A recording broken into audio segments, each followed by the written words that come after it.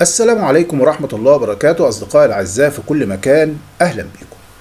امبارح لما تابعت معاكم خبر مروة يسري والمشكلة اللي عملاها مع الفنانة وفاء عامر في موضوع تجارة أعضاء لاعب الزمالك السابق إبراهيم شيكا.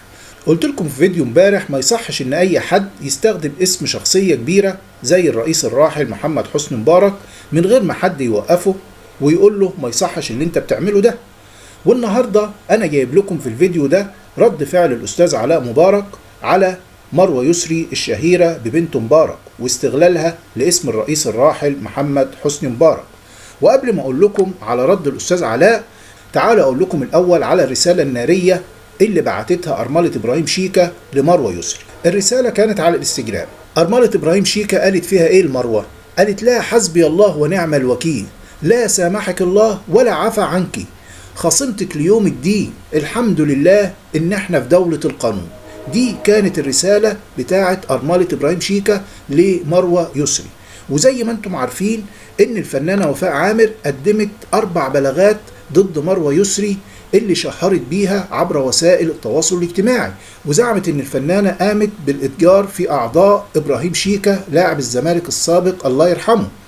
وبناء على البلاغات اللي قدمتها الفنانة قامت قوات الشرطة بالقبض على مروة يسري المقيمة بدائرة قسم شرطة إمبابة بالجيزة. والنهاردة هيئة الدفاع عن مروة يسري الشهيرة ببنت مبارك طلعت بيان رسمي بترد فيه على الادعاءات المتداولة بشأن القبض عليها وما ورد في بيان الداخلية حول اعترافات مزعومة ووجود محفظة إلكترونية بهاتف مروة تحتوي على أموال محولة من الخارج. الهيئة أكدت في بيانها إن أي اعترافات منسوبة لمروة أمام جهات غير قضائية كالشرطة لا تعتبر دليلا قانونيا وفقا للمادة 271 من قانون الإجراءات الجنائية وأحكام محكمة النقد. وأشارت الهيئة إلى أن النيابة العامة هي الجهة الوحيدة المختصة بالتحقيق في الأقوال التي أدلت بها مروة بشأن وقائع وأسماء محددة. كما أوضحت الهيئة أن الأموال الموجودة في المحفظة الإلكترونية لمروة هي أرباح مشروعة من منصات رقمية مرخصة زي التيك توك، ويتم تحويلها عبر قنوات قانونية ولا تشكل أي مخالفة. والهيئة طلبت من المستشار النائب العام بفتح تحقيق شفاف وشامل. دي كده كل الأخبار لغاية دلوقتي عن قضية مروة يسري وادعاها أن وفاء عامر تجرت بأعضاء لاعب الزمالك السابق إبراهيم شيكا الله يرحمه. يتبقى لنا ايه بقى؟ يتبقى لنا نشوف رد فعل الاستاذ علاء مبارك على استغلال مروة لاسم الرئيس الراحل حسني مبارك، مدعية عبر وسائل التواصل الاجتماعي انها بنته. جاء رد الاستاذ علاء بناء على رسالة من الاستاذة نجلاء اللي بعتت له رسالة على حسابه الشخصي بتسأله وتقول له: ليه ما اتخذتش اي اجراء ضد الست اللي بتدعي انها بنت الرئيس مبارك؟ دي بتشوه سمعة الرئيس والمفروض انك تقاضيها على اللي بتعمله ده.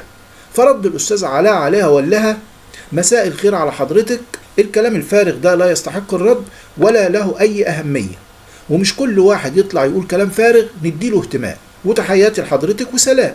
ده كان رد فعل علاء مبارك على الرسالة اللي وصلته بخصوص مروة يسري واستغلالها الاسم الرئيس الراحل محمد حسني مبارك.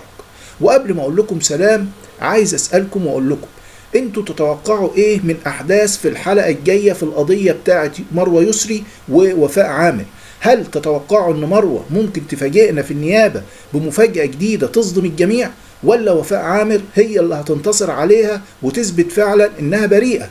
انا مستني ارائكم في التعليقات، وما تنسوش الاشتراك في القناة ولايك للفيديو وسلام. بسم الله والصلاة والسلام على رسول الله. إن أعجبك الفيديو لا تنسى الإعجاب والاشتراك في القناة.